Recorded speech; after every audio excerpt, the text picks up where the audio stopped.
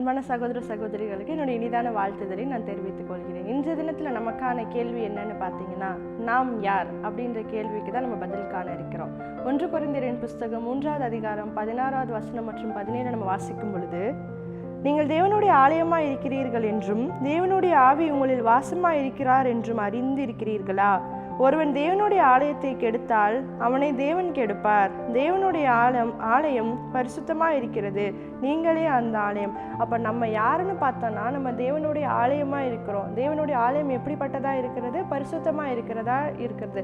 எனவே நம்மளுடைய ஒரு வெளி தோற்றம் எப்படி இருக்கணும்னு பார்த்தீங்கன்னா, உடையினாலையும் சரி, ஒரு மரியாதையினாலும் சரி, உணவுனாலையும் சரி, அந்த ஆலயத்தை நம்ம எப்படியெல்லாம் பரிசுத்தப்படுத்தணும்னு தான் நம்ம பிரயாசப்படணுமே தவிர, அதை பரிசுத்தம் இல்லாதபடிக்கு, அதை ஒரு அசுத்தமாக மாற்றாதபடிக்கு நம்ம எச்சரிக்கையாக இருக்க கடவோம். அப்படியேப்பட்ட ஆலயத்தை நம்மளுக்கு தேவன் தந்திருக்கிறார். அதை பரிசுத்தத்தோடு பேணி காக்கிறதுக்கு நம்ம தேவனிடத்தில் உதவி கேட்போம். தேவன் நம்மை வழி நடத்துவாராக. ஆமென்.